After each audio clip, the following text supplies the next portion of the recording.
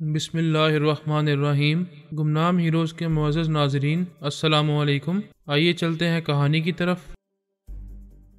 وہ 5 ماہ پہلے شیوانی کے ساتھ اٹلی کے شہر روم میں تھا۔ وہاں دشمنوں نے شیوانی کو اغوا کیا تھا۔ پولس نے جوابی کارروائی کی تھی اور بائرن ٹوڈ کے 2 اہم ٹیلی پیتھی جاننے والے سائمن اور آندرے کو موت کی نیند سلا دیا تھا۔ اس کے بعد وہ شیوانی کو لے کر یورپ کے مختلف شہروں میں تفریح کرتا رہا تھا۔ شیوانی پورے دنوں سے تھی۔ لیڈی ڈاکٹر نے کہا تھا وہ آج رات یا کل صبح تک بچے کو جنم دے گی۔ وہ خوش تھی، صحت مند تھی۔ الٹرا ساؤنڈ کی رپورٹ کے مطابق بچہ بھی صحت مند تھا۔ فکر کی کوئی بات نہیں تھی۔ زچگی نارمل ہونے والی تھی۔ قدرتی حالات موافق نہ ہوں تو زیادہ فکر نہیں ہوتی۔ ان حالات سے کسی نہ کسی طرح گزرنا ہی پڑتا ہے، لیکن دنیاوی حالات سے گزرنے کے لیے ٹھوس تدابیر پر عمل کرنا لازمی ہوتا ہے۔ وہ اٹلی میں عارضی طور پر دشمنوں سے غافل ہو گئے تھے، اس لیے دشمنوں نے شیوانی کو اغوا کرنے کا موقع حاصل کر لیا تھا۔ اب وہ محتاط رہنے لگی تھی۔ بابا صاحب کے دائرے کے چند ٹیلی پیتھی جاننے والے خیال خوانی کے ذریعے ان کی نگرانی کرتے رہتے تھے۔ شیوانی کی زچگی قاہرہ کے ایک ہسپتال میں ہونے والی تھی۔ وہ دریائے نیل کے ساحل پر ایک خوبصورت سے بنگلے میں رہ رہے تھے۔ شام کو شیوانی ہسپتال میں داخل ہونے والی تھی۔ یہ توقع تھی کہ صبح تک ماں بن جائے گی۔ ابھی وہ اپنے بنگلے کے بیڈ پر لیٹی ہوئی تھی اور اس کو دماغی طور پر حاضر ہوتے دیکھ کر بولی، اتنی دیر تک خیال خوانی نہ کرو، میں تمہاری موجودگی میں بھی تنہائی محسوس کرنے لگتی ہوں۔ وہ بولا، میں تقریباً 9 ماہ سے تمہارے ساتھ ہوں۔ تمہیں اسکاٹ لینڈ والوں کی قید سے رہائی دلانے کے بعد میں نے پھر کسی اہم معاملے میں خود کو مصروف نہیں رکھا ہے۔ وہ بیچارے 3J اب تک وہاں قیدی بنے ہوئے ہیں۔ انہیں بھی جلد رہائی دلانے کے سلسلے میں تسلیاں دے رہا ہوں، لیکن عملی طور پر کچھ نہیں کر رہا ہوں۔ میں نے کچھ کرنے کے لیے منع نہیں کیا ہے، مگر ایسی حالت میں مجھے زیادہ دیر تنہا نہ چھوڑا کرو۔ میرے دل میں عجیب سے خیالات آتے ہیں، گھبراہٹ سی ہونے لگتی ہے۔ تم بڑی دلیری سے عملی زندگی گزارتی آئی ہو، دشمن حالات کا مقابلہ کرتی رہی ہو، بڑی بڑی کامیابیاں حاصل کرتی رہی ہو۔ تعجب ہے اندر کی گھبراہٹ پر قابو نہیں پا رہی ہو۔ تم ضرور الٹی سیدھی باتیں سوچتی رہتی ہو۔ وہ اس کا ہاتھ تھام کر بولی، مجھے ڈراؤنے خواب آتے ہیں۔ خواب دیکھنا یا نہ دیکھنا میری بس کی بات نہیں ہے۔ کل رات میں نے دیکھا کہ تم سے دور ہوتی جا رہی ہوں، تم وہمی ہو گئی ہو۔ تمہاری وہ مستقل مزاجی اور قوت ارادی کیا ہوئی؟ ایسے وقت قوت ارادی سے منفی خیالات کو ذہن سے نکالتی رہا کرو۔ آج رات میرے ساتھ اسپتال میں رہو گے نا؟ زچہ خانے میں شوہر کو جانے کی اجازت نہیں دی جاتی۔ میں اسپتال کے ویٹنگ روم میں رہتے ہوئے خیال خوانی کے ذریعے تمہارے اندر موجود رہوں گا۔ مجھے یہی سوچ کر حوصلہ ملتا ہے کہ ایسے وقت تم میرے اندر موجود رہو گے۔ صرف اتنا ہی نہیں، میں تمہیں غائب دماغ بناتا رہوں گا۔ تمہیں پتہ ہی نہیں چلے گا کہ کن تکالیف سے گزر رہی ہو۔ وہ خوش ہو کر بولی، بے شک میری ٹیلی پیتھی واقعی بڑی مفید شے ہے۔ یہ میری خوش نصیبی ہے کہ مجھے خیال خوانی کرنے والا اور درد کی دوا کرنے والا جیون ساتھی ملا ہے۔ اب تمہیں مطمئن رہنا چاہیے۔ مجھے کچھ دیر خیال خوانی کرنے دو۔ انگلینڈ، اسکاٹ لینڈ اور آئرلینڈ میں حالات بدل رہے ہیں۔ وہاں انڈر ورلڈ میں ایک پورے سرا ٹیلی پیتھی جاننے والا مسٹری مین حکومت کر رہا ہے۔ مما نے مجھے اس کے ماتحت کیری گرانٹ کی دماغ میں پہنچایا ہے۔ میں اس کے ذریعے مسٹری مین تک پہنچنے کی کوشش کروں گا، اور اب وقت آ گیا ہے کہ 3J کو قید سے رہائی دلا کر اسکاٹ لینڈ یارڈ کے سراغ رسانوں کے لیے مشکلات پیدا کی جائیں۔ وہ ٹیلی پیتھی جاننے والے سراغ رساں انڈر ورلڈ میں حکومت کرنے کے لیے مسٹری مین سے ٹکرا رہے ہیں۔ مجھے ان کے جھگڑوں سے فائدہ اٹھانا چاہیے۔ وہ پورس کے سینے پر سر رکھ کر بولی، تم میری وجہ سے کئی معاملات پر پوری توجہ نہیں دے رہے ہو۔ میں تمہیں خیال خوانی سے نہیں روکوں گی۔ تم جاؤ اور شام تک خیال خوانی کرتے رہو۔ شام کو ہمیں اسپتال جانا ہے۔ اس نے شیوانی کو پیار سے الگ کیا، اسے بیڈ پر لٹایا، پھر اس کے قریب لیٹ کر خیال خوانی کی پرواز کرنے لگا۔ انیتا لنچ کے بعد کیری گرانٹ کے پاس آ کر سو گئی تھی۔ 2 گھنٹے بعد اس کی آنکھ کھل گئی۔ وہ اٹھ کر بیٹھ گئی۔ پھر اس نے ایک انگڑائی لیتے ہوئے ایک طرف دیکھا تو کھلے ہوئے سیف پر نظر پڑتے ہی چونک گئی۔ اسے اپنی آنکھوں پر یقین نہیں آیا، جس تجوری میں پتھر بھرے ہوئے تھے وہاں نوٹوں کی گڈیاں اوپر سے نیچے تک دکھائی دے رہی تھیں۔ وہ بیڈ سے اچھلی اور دوڑتے ہوئے سیف کے پاس پہنچی۔ سیف میں ہاتھ ڈال کر بڑے نوٹوں کی ایک ایک گڈی اٹھا کر غور سے دیکھتے ہوئے یقین کرنے لگی کہ تمام نوٹ اصلی ہیں اور وہ نوٹ ہی ہیں، پتھر نہیں ہیں۔ اس کی سمجھ میں نہیں آ رہا تھا کہ تمام پتھر کرنسی نوٹ کیسے بن گئے ہیں۔ وہ پھر دوڑتے ہوئے بیڈ کے پاس آئی، کیری گرانٹ کو جھنجھوڑتی ہوئی بولی، اے اٹھو، جو سوتا ہے وہ کھوتا ہے، مگر تم کھوتے نہیں ہو، تمہاری تقدیر چمک گئی ہے، پتھر سونا بن گیا ہے۔ یوں جھنجھوڑنے کے باعث وہ ہڑبڑا کر اٹھ بیٹھا۔ بیٹھتے ہی تجوری کی طرف نظر گئی۔ اسے حیرانی نہیں ہوئی، وہ بھول گیا تھا کہ پہلے تجوری میں پتھر بھرے ہوئے تھے۔ وہ بولا، او گارڈ، میں سونے سے پہلے سیف کو بند کرنا بھول گیا تھا، پتہ نہیں کیسے بے وقت نیند آ گئی تھی۔ وہ بیڈ سے اتر کر سیف بند کرنے آیا۔ انیتا اس کے پیچھے آتے ہوئے بولی، تم سچ کہہ رہے تھے، میں تمہیں جھوٹا سمجھ رہی ہوں، مجھے یہاں دولت نظر نہیں آئی، پتھر ہی پتھر دکھائی دے رہے تھے۔ مجھے ایک نوٹ دو، میں ہاتھ میں لے کر بھی یقین کرنا چاہتی ہوں، کبھی کبھی آنکھوں سے دیکھ کر بھی یقین نہیں آتا۔ اس نے بڑے نوٹوں کی ایک گڈی سے دے کر سیف کو بند کیا، پھر کہا اسے گنتی رہو اور دیکھتی رہو، یقین ہو جائے تو بیڈ پر چلی آنا۔ وہ خوش ہو کر بیڈ کے پاس آئی، اس نے گڈی کو کھول کر اس کے تمام نوٹ بستر پر بکھیر دیے، پھر ہنستے ہوئے نوٹوں کے بچھونے پر چاروں شانے چت ہو گئی۔ پورس 3J کے پاس پہنچ گیا۔ جے کافو، جے فلو اور جے سامو کو اسکاٹ لینڈ کے 3 الگ الگ بنگلوں میں قید کیا گیا تھا۔ ان 3 بنگلوں کے اندر اور باہر یوگا جانے والے مسلح گارڈز دن رات پہرا دیتے تھے۔ ان تینوں پر تنظیمی عمل کر کے انہیں معمول بنایا گیا تھا۔ وہ تینوں ان کے حکم کے بغیر ایک دوسرے کے دماغ میں نہیں جا سکتے تھے۔ وہ ہمیشہ سے آپس میں گہرے دوست رہے تھے، اب اتنے مجبور ہو گئے تھے کہ محبت سے ایک دوسرے کی خیریت معلوم نہیں کر سکتے تھے۔ پورس جے کافو کے اندر پہنچ کر اس کے خیالات پڑھنے لگا۔ وہ پریشان ہو کر سوچ رہا تھا، میں کیا کروں؟ یہاں سے فرار ہونے کی کوئی صورت نہیں ہے۔ ہمیں اس بری طرح شکنجے میں رکھا گیا ہے کہ ہم تینوں دوست ایک دوسرے سے خیال خانی کے ذریعے بھی بات نہیں کر سکتے ہیں۔ اسکاٹ لینڈ کے نئے ٹیلی پیتھی جانے والے عامل اور حاکم بن کر ہم پر حاوی رہتے ہیں اور ہم ان کے غلام بن کر رہ گئے ہیں۔ پورس اس کے اندر رہ کر اسے تسلیاں دے سکتا تھا، لیکن یہ سمجھتا تھا کہ اسکاٹ لینڈ کا کوئی نہ کوئی ٹیلی پیتھی جاننے والا سراغ رساں اس کے اندر موجود رہتا ہوگا۔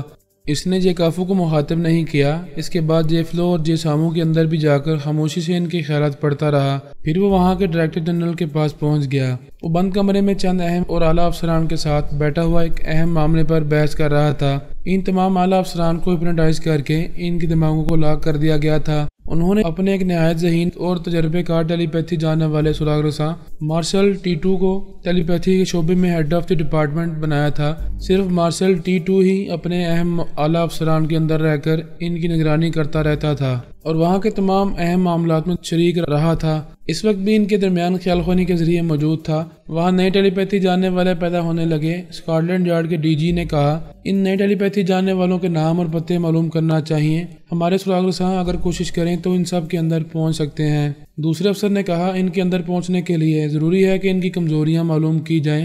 ہمارے ٹیلی پیتھی جاننے والے وہاں کے اکابرین اور فوج کے اعلیٰ افسروں کے دماغوں میں پہنچ رہے ہیں، لیکن خاص افسران کے دماغوں کو لاک کر دیا گیا ہے۔ مارشل ٹیٹو نے کہا، اصل کارنامہ یہی ہوتا ہے کہ جن کے دماغوں میں جگہ نہیں ملتی، ان دماغوں میں سرنگ بنائی جائے۔ وہاں ہمارے کمانڈر سے کہا جائے کہ وہ اپنے ماتحت ٹیلی پیتھی جاننے والوں کو اس سلسلے میں گائیڈ کرے۔ ایک اور ذہین تجربے کار ٹیلی پیتھی جاننے والے سراغ رساں کو تمام ٹیلی پیتھی جاننے والوں کا گائیڈ یا کمانڈر بنایا گیا تھا۔ اسے کمانڈر ہائیڈ کہا جاتا تھا۔ اس نے کہا، میں اسی لائن آف ایکشن پر کام کر رہا ہوں، لیکن ہم جن کی کمزوریاں معلوم کریں گے انہیں اسی لمحہ میں ٹریپ کرنے کے لیے ہمارا وہاں موجود رہنا ضروری ہے۔ ایسے وقت اپنے اعلیٰ کاروں سے کام نہیں لیا جا سکتا۔ DG نے کہا، ہم نہیں چاہتے کہ ہمارے ٹیلی پیتھی جاننے والے اس ادارے سے باہر جائیں۔ باہر جانے والوں کو اکثر ٹریپ کر لیا جاتا ہے یا چھپ کر گولی مار دی جاتی ہے۔ ہم اپنے ایک بھی ٹیلی پیتھی جاننے والے کو کھونا نہیں چاہتے۔ کمانڈر ہائیڈ نے کہا، بہت بڑی کامیابیاں حاصل کرنے کے لیے بہت بڑا خطرہ مول لینا پڑتا ہے، کچھ قربانیاں دینی پڑتی ہیں۔ ہم اپنی 4 دیواری میں بیٹھ کر بڑے بڑے میدان نہیں جیت سکیں گے۔ میں اپنے 4 قابل اعتماد ٹیلی پیتھی جاننے والوں کو فرانس بھیجنا چاہتا ہوں۔ وہ وہاں بڑی رازداری سے کام کریں گے، کبھی خود کو ٹیلی پیتھی جاننے والوں کی حیثیت سے ظاہر نہیں کریں گے۔ مارشل ٹیٹو نے کہا، بے شک نو رسک نو گیم، خطرہ مول لیے بغیر جاسوسی کارنامے انجام نہیں دیے جا سکتے۔ میں مسٹر ہائیڈ کی تائید کرتا ہوں۔ دوسرے 2 عہدیداروں نے بھی تائید کی۔ DG نے کہا، ٹھیک ہے، ہم رسک لیں گے۔ تم اپنے 4 قابل اعتماد ماتحتوں کو جب چاہو فرانس بھیج سکتے ہو۔ بابا صاحب کے ادارے سے کچھ سوچ سمجھ کر ہی مشین کے نقشے دوسرے ملکوں میں پہنچائے جا رہے تھے۔ ہم نے یہ طے کیا تھا کہ جہاں بھی ٹرانسفارمر مشین کے ذریعے نئے ٹیلی پیتھی جاننے والے پیدا کیے جائیں گے، وہاں ہم اور ہمارے ماتحت ان کے دماغوں میں جگہ بناتے رہیں گے۔ اب تک جہاں بھی مشین تیار کی گئی تھی، ہم وہاں کے تمام خیال خوانی کرنے والوں کے اندر گھسے ہوئے تھے۔ صرف امریکہ میں جو مشین تیار کی گئی تھی، اس سے ہم بے خبر رہے تھے۔ ہمیں بہت بعد میں معلوم ہوا تھا کہ انہوں نے 10 ٹیلی پیتھی جاننے والوں کو کہیں زیر زمین چھپا کر رکھا ہے اور نہ جانے کتنے خیال خوانی کرنے والے پیدا کر چکے تھے۔ وہاں کے حالات معلوم کرنے اور وہاں کے معاملات سے نمٹنے کے لیے ثانی کو بھیجا گیا تھا۔ اس کا ذکر آئندہ ہونے والا ہے، فی الحال پورس کا ذکر ہے۔ وہ بابا صاحب کی پلاننگ کے مطابق اسکاٹ لینڈ یارڈ کے ٹیلی پیتھی جاننے والے سراغ رسانوں کے اندر اس وقت سے جگہ بناتا رہا تھا جب وہ یہ علم سیکھنے کے لیے مشین سے گزرتے رہے تھے۔ بھارت نے بھی روس اور اسرائیل میں یہی کیا تھا۔ اب پورس اسکاٹ لینڈ کے سراغ رسانوں کے اندر رہ کر فرانس کے نئے خیال خوانی کرنے والوں کے اندر پہنچنا چاہتا تھا۔ اس مقصد کے لیے اب 3J کی رہائی لازمی ہو گئی تھی اس نے کمانڈر ہائٹ کے خیالات سے ان 4 ٹیلی پیتھی جاننے والوں کے نام معلوم کیے، پھر ان میں سے 3 کے اندر پہنچ کر مختصر سا ترمیمی عمل کیا۔ ان کے دماغوں میں یہ بات نقش کی کہ جب وہ مخصوص سگنل ان کے اندر پہنچایا جائے گا تو وہ اپنا لب و لہجہ بھول جائیں گے اور 3J کو لہجے میں سوچنے اور بولنے لگیں گے۔ اس طرح اس نے جے کافو، جے فلو اور جے سامو کے دماغوں میں ان 3 سراغ رسانوں کے لب و لہجوں کو نقش کیا اور حکم دیا کہ جب وہ ان کے اندر مخصوص سگنل پہنچائے گا تو وہ اپنا لب و لہجہ بھول کر ان سراغ رسانوں کے انداز میں سوچنے اور بولنے لگیں گے۔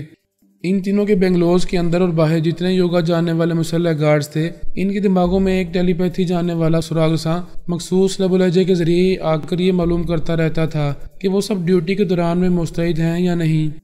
اور اس نے ان 3J کو یوگا جاننے والے مسلح گارڈز کے اندر پہنچایا، انہیں تاکید کی کہ وقت ضرورت وہ ان کے دماغوں میں گھس کر فرار کا راستہ بنائیں گے، انہیں اس طرح ٹریپ کریں گے کہ اسکاٹ لینڈ والوں کو کسی طرح کا شبہ نہیں ہوگا۔ ایک پائلٹ کو یہ ذمہ داری دی گئی تھی کہ وہ آدھی رات کے بعد ان 4 سراغ رسانوں کو وہاں سے لے کر فرانس کے ایک ساحلی علاقے میں پہنچائے گا۔ ایک اعلیٰ عہدیدار اس پائلٹ سے فون کے ذریعے گفتگو کر رہا تھا اور اس کے اندر موجود تھا۔ اس نے اس عہدیدار کے چور خیالات نہیں پڑے تھے۔ وہ ریسیور رکھ کر اپنے دفتر کا ایک ضروری کام کرنے لگا تو وہ اس کے خیالات پڑھنے میں مصروف ہو گیا۔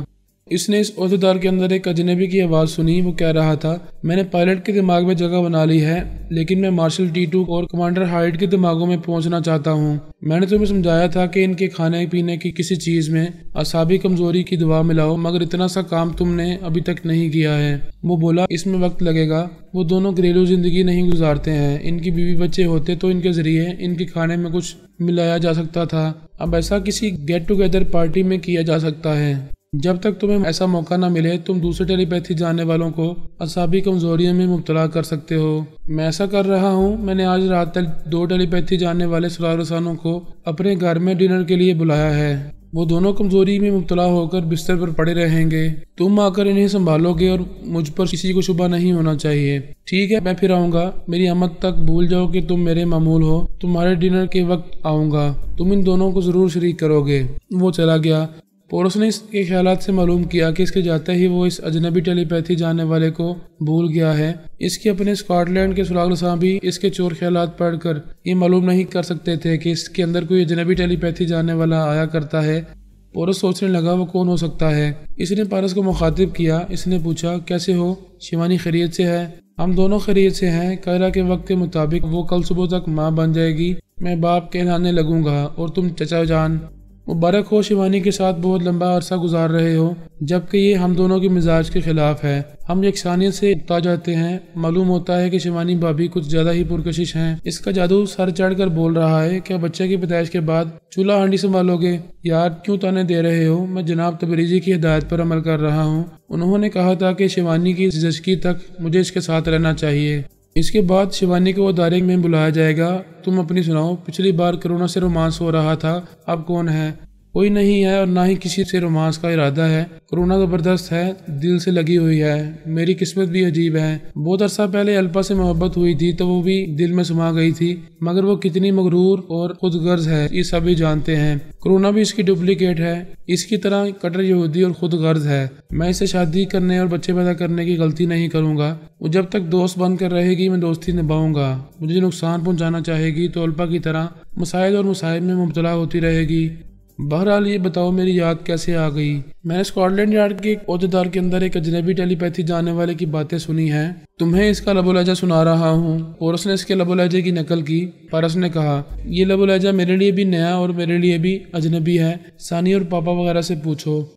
پورس نے سونیا سے رابطہ کیا۔ ہائے ماما، میں پورس بول رہا ہوں۔ وہ بولی، ہائے میری جان، میرے بیٹے، شیوانی کیسی ہے؟ خیریت سے ہے۔ صبح اس کے ماں بننے کی خوشخبری سناؤں گا۔ کیا آپ اس لب و لہجے کے ٹیلی پیتھی جاننے والے کو جانتی ہیں؟ اس نے سونیا کو وہ لب و لہجہ سنایا۔ وہ بولی، یہ کوئی نیا ٹیلی پیتھی جاننے والا ہے۔ ہم تقریباً تمام دوستوں اور دشمنوں کے لب و لہجوں سے واقف ہیں۔ فی الحال جو بھی نیا ٹیلی پیتھی جاننے والا ہماری معلومات کے احاطے میں آئے گا وہ امریکی ہوگا۔ یہ لوگ بہت پراسرار رہنے کی کوششیں کرتے ہیں، مگر اتنا تو معلوم ہو چکا ہے کہ 10 خیال خوانی کرنے والوں کو انڈر گراؤنڈ رکھا گیا ہے۔ ہمیں وقت ملے گا تو زمین کھود کر انہیں باہر نکال لائیں گے۔ شکریہ مما، اتنی معلومات کافی ہیں۔ میں اس اجنبی سے نمٹ لوں گا۔ وہ دماغی طور پر حاضر ہو گیا۔ شام ہو چکی تھی۔ شیوانی ہسپتال جانے کے لیے تیار ہو رہی تھی۔ وہ بھی لباس تبدیل کرتے ہوئے بولا، اللہ نے چاہا تو بالکل نارمل ڈیلیوری ہوگی، تمہیں پہلی بار ماں بننے کی مسرتیں حاصل ہوں گی، تمہارے لیے تو باپ بننے کی خوشی نہیں ہوگی۔ پتہ نہیں ماضی میں کتنے بچوں کے باپ بن چکے ہو، کیا وہ بچے تمہیں یاد ہیں؟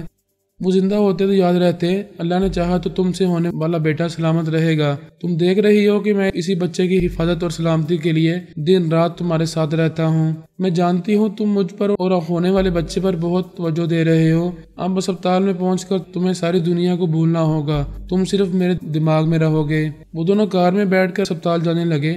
پورس نے کہا، میں 3J اور اسکاٹ یارڈ کے معاملات میں ملوث ہو گیا ہوں، ان معاملات سے پوری طرح نمٹنا ہوگا، پھر وہاں ایک امریکی ٹیلی پیتھی جاننے والا مداخلت کر رہا ہے، مجھے اس کے اندر پہنچنے کا راستہ بھی تلاش کرنا ہے۔ ان کے علاوہ مسٹری مین اور کیری گرانٹ پر بھی توجہ دینی ہے۔ تم بیک وقت اتنی ساری مصروفیات میں کیوں الجھ گئے ہو؟ کیا بھول گئے تھے کہ صبح تک میرے ساتھ رہنا ہے؟ میں تمہارے ساتھ رہوں گا مگر وہاں بھی مصروف رہنا ہوگا، تم فکر نہ کرو، میں تم سے غافل نہیں رہوں گا۔ وہ اسپتال پہنچ گئے۔ اس نے کہا، میں یہاں تک تمہارے ساتھ آیا ہوں مگر مجھے میٹرنٹی وارڈ میں جانے کی اجازت نہیں دی جائے گی۔ یہاں دوسری مائیں بننے والیاں بھی اپنے شوہروں اور عزیزوں کے بغیر تنہا زچگی کے لیے جاتی ہیں، تم بھی حوصلے سے جاؤ۔ تم یہاں ویٹنگ روم میں بیٹھ کر میرے دماغ میں رہو گے۔ میں ویٹنگ روم میں بیٹھ کر مسلسل خیال خوانی کے ذریعے تمہارے اندر رہوں گا تو لوگ مجھے سوالیہ نظروں سے دیکھتے رہیں گے، میں وقفے سے تمہارے اندر آتا جاتا رہوں گا۔ ایسے وقت سونیا نے کہا، شیوانی، یہ ایسی جگہ ہے جہاں مرد اپنی عورت کو زندگی اور موت کے درمیان جنگ لڑنے کے لیے تنہا چھوڑ دیتا ہے۔ پورس کو زچگی کے وقت تمہارے اندر نہیں رہنا چاہیے، یہ بے حیائی ہے۔ میں تمہارے اندر رہ کر تمہیں غائب دماغ بنا کر تکالیف سے نجات دلاؤں گی، پورس کو یہاں سے جانے دو۔ پورس نے خوش ہو کر کہا، اس سے زیادہ تحفظ والی بات اور کیا ہو سکتی ہے؟ ماما تمہارے ساتھ رہیں گی، میں بھی تمہارا خیال رکھوں گا، جاؤ۔ وہ سر جھکا کر میٹرنٹی وارڈ میں چلی گئی۔ اسکاٹ کے وقت کے مطابق 8:40 ہوئے تھے۔ 2 ٹیلی پیتھی جاننے والے سراغ رساں اپنے اعلیٰ عہدیدار کے گھر ڈنر کے لیے آئے تھے۔ ان تینوں کے درمیان اچھی خاصی دوستی تھی، وہ اپنے سے بڑے عہدیدار پر شبہ نہیں کر سکتے تھے۔ پھر انہوں نے کھانے سے پہلے عہدیدار کے چور خیالات پڑھے تھے۔ وہ اجنبی ٹیلی پیتھی جاننے والا اس کے چور خیالات کے کھانے پر پوری طرح حاوی تھا۔ انہیں سازش کا پتہ نہ چلا، اعصابی کمزوری کی دوا ان کے حلق سے نیچے اتر گئی۔ انہوں نے کھانا چھوڑ دیا، بیٹھنے کے قابل نہیں رہے، اپنے میزبان کے سہارے چلتے ہوئے ایک بیڈ پر آ کر لیٹ گئے۔ کمزوری کے باعث جلد ہی انہیں نیند آ گئی۔ اس اجنبی نے عہدیدار سے کہا، میں ان دونوں کو ہپنوٹائز کرنے جا رہا ہوں، میرے جاتے ہی تم پہلے کی طرح مجھے اور میرے تنویمی عمل کو بھول جاؤ گے۔ وہ چلا گیا۔ پورس کو یقین تھا کہ وہ ان دونوں کے دماغوں میں رہ کر تنویمی عمل میں مصروف رہے گا، لہذا اس نے عہدیدار کے دماغ پر قبضہ جمایا۔ اس نے پورس کی مرضی سے ریسیور اٹھا کر کمانڈر ہائٹ کے نمبر ڈائل کیے، پھر رابطہ ہونے پر آواز بدل کر کہا، تم ٹیلی پیتھی کا مضبوط قلعہ بنا رہے ہو، یہ خوش فہمی ہے کہ تمہارے اندر کوئی نہیں آ سکے گا۔ وہ ناگواری سے بولا، تم کون ہو؟ تانے نہ دو، کام کی بات کرو۔ کام کی بات یہ ہے کہ امریکی ٹیلی پیتھی جاننے والے بڑی سرگرمی سے تم لوگوں کے اندر سرنگ بنا رہے ہیں۔ ان میں سے ایک نے تمہارے اعلیٰ عہدیدار ADG کو اپنا معمول بنایا ہے اور تمہیں خبر نہ ہوئی۔ تم بکواس کر رہے ہو، میں 2 گھنٹے پہلے ADG کے خیالات پڑھ چکا ہوں، اسے کسی نے ٹریپ نہیں کیا ہے۔ میرا مشورہ ہے ابھی اپنے دوست سراغ رسانوں ہیری اور جیری کے دماغوں میں جاؤ، پھر تم مجھے اپنا دوست سمجھنے لگو گے۔ پورس نے فون کا رابطہ ختم کر دیا۔ جیری کے دماغ میں پہنچ گیا، وہ اجنبی اس پر تنویمی عمل کر رہا تھا۔ ایسے وقت کمانڈر ہائٹ کی اڑاتی ہوئی آواز سنائی دی، کون ہو تم؟ میرے جاسوس کے اندر کیسے پہنچ گئے؟ اجنبی چپ رہا، اس کا عمل مکمل نہیں ہوا تھا۔ اس نے کہا، کمانڈر، میں تمہیں آواز سے پہچانتا ہوں، کسی دن تمہارے اندر بھی پہنچنے والا ہوں۔ بائی دا وے، تمہیں کیسے معلوم ہوا کہ میں تمہارے اس ماتحت کے اندر جگہ بنا رہا ہوں؟ مجھ سے سوال نہ کرو، میرے سوال کا جواب دو، تم کون ہو؟ چوری چھپے آنے والے اپنا نام اور پتہ نہیں بتاتے، میں سمجھ گیا ہوں تم میرے درینہ دشمن پورس ہو۔ پورس یہ الزام اٹھانا نہیں چاہتا تھا۔ اس نے جیری کی زبان سے کہا، کمانڈر، یہ امریکی ٹیلی پیتھی جاننے والا ہے۔ اجنبی نے کہا، یو شٹ اپ، میں پورس ہوں۔ جیری نے کہا، اگر پورس ہو ابھی تنویمی عمل کرتے ہوئے یہ حکم کیوں دے رہے تھے کہ مجھے امریکی حکومت کا وفادار بن کر رہنا ہوگا؟ اجنبی نے کہا، تم پکے جھوٹے ہو، میں نے تمہیں ایسا کوئی حکم نہیں دیا تھا۔ کمانڈر نے کہا، یو شٹ اپ، میں ابھی حقیقت معلوم کرتا ہوں۔ پورس فوراً ہی جیری کے چور خیالات والے خانے پر چھا گیا۔ کمانڈر وہاں پہنچ کر خیالات پڑھ رہا تھا۔ اسے یہی معلوم ہو رہا تھا کہ اس اجنبی نے ابھی سے امریکی حکومت کا وفادار بن کر رہنے کا حکم دیا تھا۔ کمانڈر نے اجنبی سے کہا تمہارے جیسے 10 امریکی ٹیلی پیتھی جاننے والوں کا بھید کھل چکا ہے، تم لوگوں کو زندہ زمین میں دفن کیا گیا ہے، تم سب اپنی قبروں سے نکل کر ہمارے اندر سرنگ بنانا چاہتے ہو، ہم نے تمہاری یہ پہلی کوشش ناکام بنا دی ہے، اپنی بہتری چاہتے ہو تو ہم سے دور رہو ورنہ ہم تمہاری قبروں میں سرنگ بنا کر پہنچ جائیں گے۔ کمانڈر نے اپنے 2 ماتحتوں کو بلا کر کہا ایک امریکی ٹیلی پیتھی جاننے والا ہیری اور جیری کو اپنا معمول بنانا چاہتا ہے، تم مسلسل ان دونوں کے اندر رہو، ہم ان کا برین واش کر کے انہیں ٹیلی پیتھی کے علم سے خالی کر دیں گے، پھر یہ دونوں امریکیوں کے لیے کوئی اہمیت نہیں رکھیں گے۔